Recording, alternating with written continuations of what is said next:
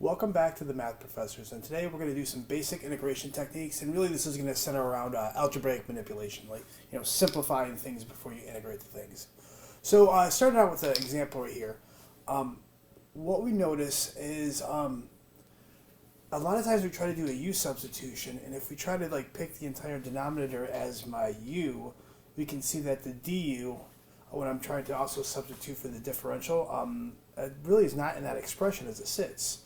So what we want to do is you want to try to algebraically simplify these things, so then you can actually see that u-substitution more clearly. So what I'm going to do is I'm just going to factor out the the highest power from this binomial. This is power 1, this is power 1/2, so they both basically share a square root of x. So if I factor out a root x, root x times, root x will give me my x, so this will be a root x here. And if I factor root x from this is going to be minus 1. And of course you can see when you distribute this monomial to this binomial, you get that binomial. All right, now that I have it, our u substitutions, they tend to be denominators.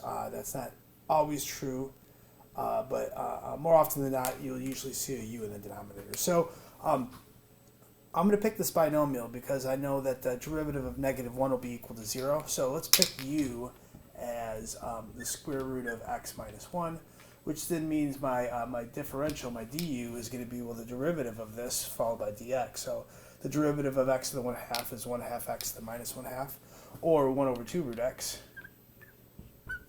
And I have to follow the derivative of -1 is 0, and this is going to be dx. Now I don't need a 1/2 root x. What I need is just a 1/root x dx. So I'm going to multiply both sides of this expression by 2. So 2 du is going to be equal to 1/root x dx. All right, now substituting these things back in, this is my u, and this is 2 du. So just to make sure we see that, this is going to be my u expression. And then my 2 du is going to be, my 2 du is going to be this expression. So right here.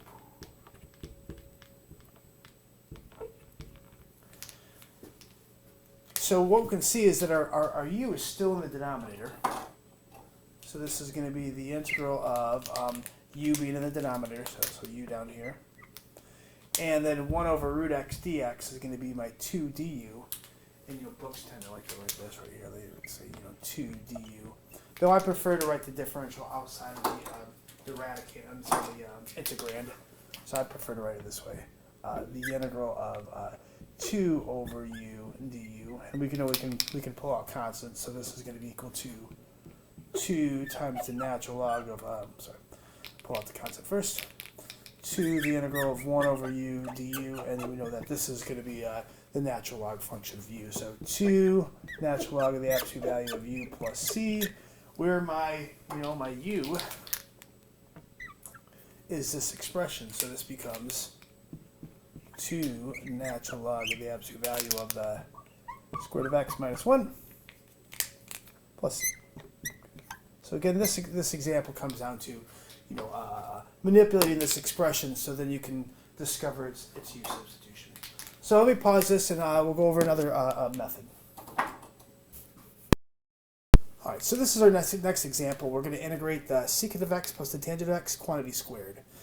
And I choose this one for every class because there's a particular trig function I need people to know how to integrate.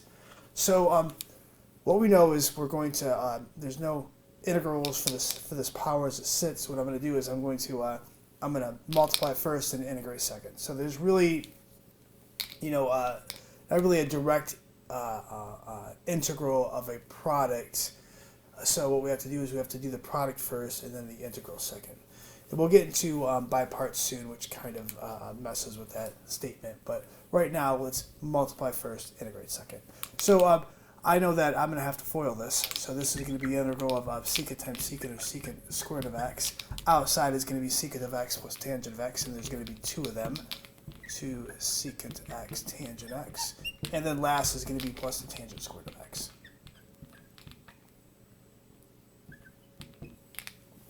Now, many of these things are integrable as they sit, and a lot of times I'll make a list of all the derivatives of the trig function. So the derivative of the sine is the cosine, the derivative of the cosine is negative sine, derivative of the tangent is the secant squared. So actually that means the integral of the secant squared is the tangent. The derivative of the secant is the secant tangent, so this is also integrable. This would be the integral of this would be 2 secant of x. But then we get to the tangent squared of x, and that doesn't really show up on the list. So what we have to do is we have to use a Pythagorean theorem here to be able to write this really in terms of the secant squared. So let's do our work down here. So what I know is that the tangent, let's do it this way. Let's kind of build the entire thing. So sine squared of x plus cosine squared of x is equal to 1. That's our general Pythagorean theorem. So this is going to basically be our work. So what I need to do is I want a tangent squared. So what I'm going to do is I'm going to divide both sides by the cosine squared of x. So now we can simplify. Sine squared of x over cosine squared of x is tangent squared of x. Cosine squared over cosine squared is going to be 1, and this is going to be equal to the secant squared of x. Which means the tangent squared of x is going to be the secant squared of x minus 1. So the problem was, the tangent squared was not integrable as it sits, but if I rewrite it as the secant squared of x minus 1, then, this is now integrable. So I'm going to turn, this piece into this. So this is now going to be, this is the integral of the secant squared of x plus 2 secant of x tangent of x. And then we're going to have plus, the secant squared of x minus 1 dx.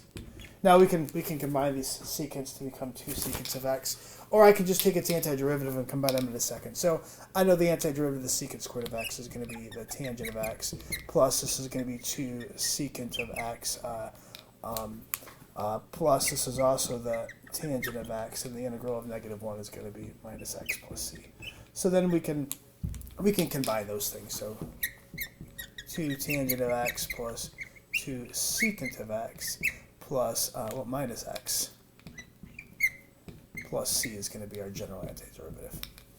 Okay, so let me put up some more examples, and like I said, we'll just keep practicing these techniques of simplifying first and integrating second.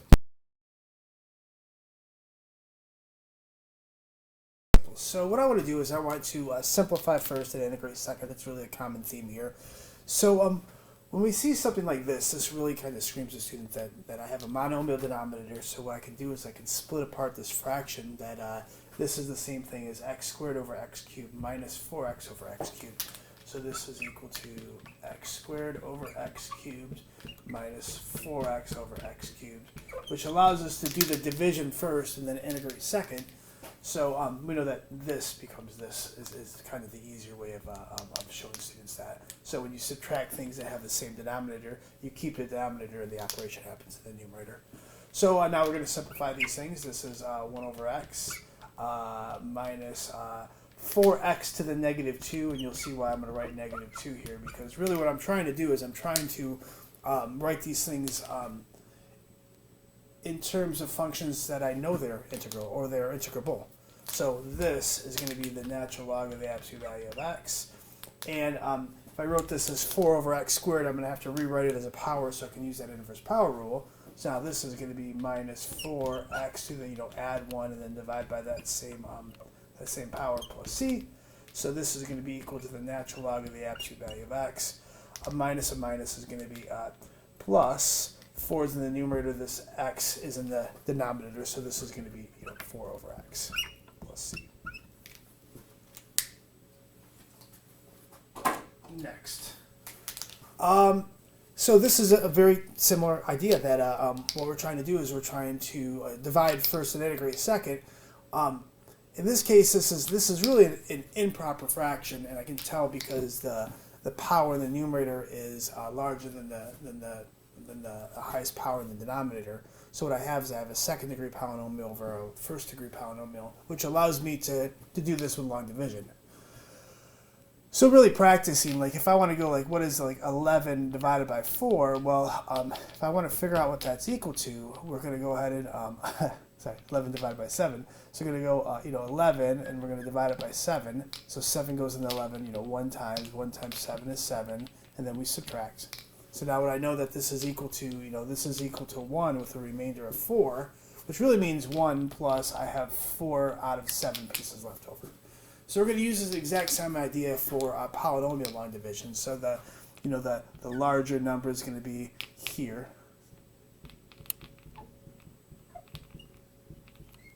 And then the smaller is going to be out here.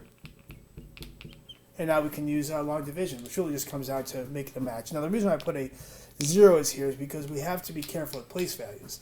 Like this is in the tens place, this is in the ones place. So 7 times 1, that's why it was in that ones column. So when I do this subtraction that this is 11 minus 7, that everything in the ones column is supposed to be the one column, everything in the tens, and so on. So this acts a lot like the hundreds column, tens column, and ones column. So when you're trying to do like terms, you want their columns to line up nicely. So let's make a match. So 2x times what is going to give us a 4x squared? Well, that's going to be a 2x, and I'm going to put that in the x column. 2x times 2x is 4x squared. 2x times 3 is plus 6x. Now remember, we subtracted here to do that, so I'm going to have to do the same thing. So when I subtract the polynomials, I'm going to just change their sign so that I can add. So then 4x squared minus 4x squared is going to be 0. And then 0 minus 6x is going to give us a negative 6x, and then I drop down the next number. Now I'll make a match again. So what do I multiply that by to make it a negative 6x? Well, this is going to be a minus 3. So minus 3 times 2x is minus 6x. Minus 3 times minus 3 is minus 9. Again, be careful. I'm subtracting, so let's not forget to change the sign. So these will both become pluses. So then this spits out 2. So what this tells us is that this integral right here, this is the integral, this is equal to, what this gives us back. So, the 2x minus 3 is going to be in this position. So this is 2x minus 3 plus, a remainder of 2, which is 2 over 2x minus 3. Sorry, plus 3 dx.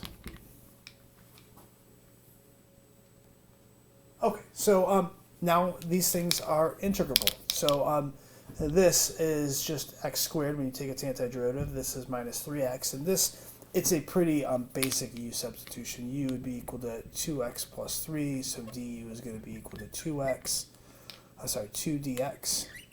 So this just becomes the integral of 1 over u du,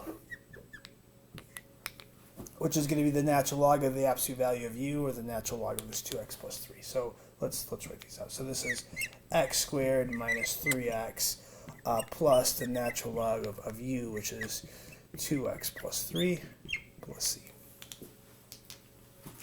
All right, so let's do 2 more examples. So here's more of a unique method of simplifying. So what we're going to do is we're going to complete the square here in order to really write this as something that's integrable. So what I know is in order to go after completing the square that I have to do half of b squared. So this is going to be half of b, and then I'm going to square this. So half of this is going to be negative 3 squared, so this is going to be equal to 9. So really what I'm working at is I'm just trying to complete the square of this. So I have x squared minus 6x plus 10 is the same thing as x squared minus 6x plus 9. And I still have this plus 10 out here. Now, what I've done is I've introduced an addition of 9 because I'm trying to complete the square on these x's. So if I add 9 here, I'm going to have to immediately subtract it so that both sides are equal to each other, which tells us that this piece right here is actually a perfect square, because you can see that there's 2 things that multiply to 9 but add to negative 6, and that's going to be half of b every time. So this is going to be x minus 3 times x minus 3, or x minus 3 squared. And then last year, minus 9 plus 10 is going to be 1. So that means this thing is the same expression as, I'm just pulling out that 2. This is 1 all over x minus 3 squared plus 1x. Now, what I recognize this looks a heck of a lot like something like this. 1 plus x squared to x squared plus 1 dx. So this looks like it's very similar to, a tangent inverse. but I'm going to have to do a u-substitution here. So u is going to be equal to x minus 3, so du is going to be dx. So this thing really just ends up being this expression here where u is x minus 3, so 2 integral of 1 over u squared plus 1 du. So this is 2 tangent inverse of u plus c, where my u is x minus 3. So this is going to be equal to 2 tangent inverse of x minus 3 plus c. All right, so maybe one or two more, okay? Okay, so what I'm going to do is I'm going to integrate this 1 over 1 minus the secant of t dt. And what I'm going to do is I'm going to use its the conjugate to the denominator to simplify this expression. So what I'm going to do is I'm going to multiply both sides by this thing's conjugate. So this is going to be equal to 1 over 1 minus the secant of t, and then multiplying top and bottom by its conjugate, 1 plus the secant of t all over 1 plus the secant of t dt. What this allows us to do is, when I multiply these denominators, I'm really likely going to get some version of the Pythagorean theorem. So this is going to be equal to the integral of 1 plus the secant of t, and then, FOIL, and 1 times 1 is 1. Outside and inside will cancel, so last is going to be minus secant squared of t. Now, remember, we just did something like that. The sine squared of t plus cosine squared of t is equal to 1. So when I divided everything by the cosine squared of t, I got tangent squared of t plus 1 is equal to the secant squared of t. Or I can say that tangent squared of t is going to be equal to the secant squared of t minus 1. Now what I have is the signs are opposite. So what I can do is I can factor out a negative 1 minus tangent squared of t is the same thing as 1 minus the secant squared of t.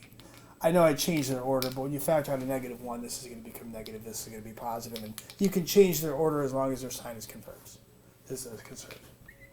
Okay, so this thing becomes equal to negative the integral of 1 plus the secant of t all over the tangent squared of t dt.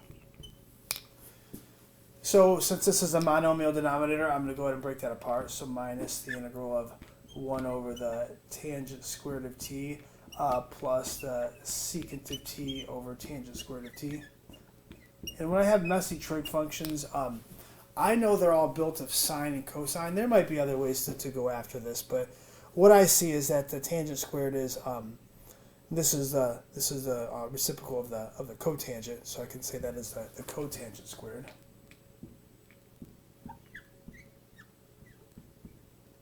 Or you can say this is 1 over the sine squared over the cosine squared, and when you multiply by the reciprocal, you're going to get this. Both of these things are built of, well, sines and cosines. This is 1 over the cosine, 1 over the cosine of t. This is a sine squared of t over the cosine squared of t. So what I'll get is one of these cosines will cancel. So this is going to be 1. So one of the cosines will cancel. So this would be the sine squared of t over the cosine of t. And now this is just going to be its reciprocal. So this would be the cosine of t over the sine squared of t. So let's say up over here, this is now going to be equal to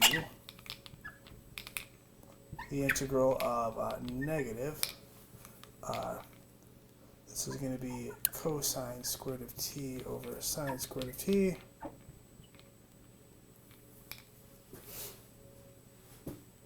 And plus the cosine of t. Oh, I didn't need to redo that. We'll fix that. Cosine of t over the sine squared of t.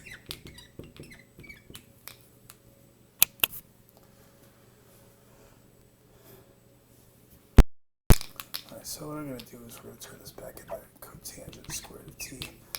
I bet you we can go after that with a Pythagorean theorem. So I'm slightly out of room. Let's just put it over here. Sorry for the messiness. So again, sine squared of t plus cosine squared of t is equal to 1. So dividing everything now by sine squared of t. This is going to be 1 plus the cotangent squared of t is going to be equal to the cosecant squared of t. or that cotangent squared of t is going to be equal to the cosecant squared of t minus 1.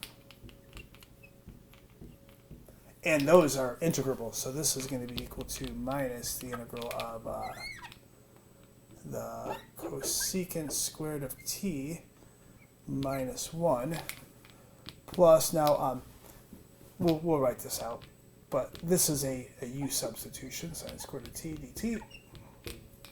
So cosecant squared is going to be equal to, let's think about it. So this is going to be minus, this is going to be negative the cotangent of t, minus this will be t. This is going to be a u substitution, so u is going to be equal to the sine of t. Du is going to be equal to the cosine of t dt. So this is going to be equal to plus the integral of 1 over u squared du, or u to the minus 2. So this is going to be plus u to the minus 1 over minus 1, or minus 1 over u. So this is minus 1 over u plus c, where u is going to be that cosine. So get rid of the negative here. It's negative all this. So this is going to be the cotangent of t plus t plus 1 over the u is going to be the sine of t plus c. And that'll be it. Please consider subscribing, liking, and sharing. Thank you.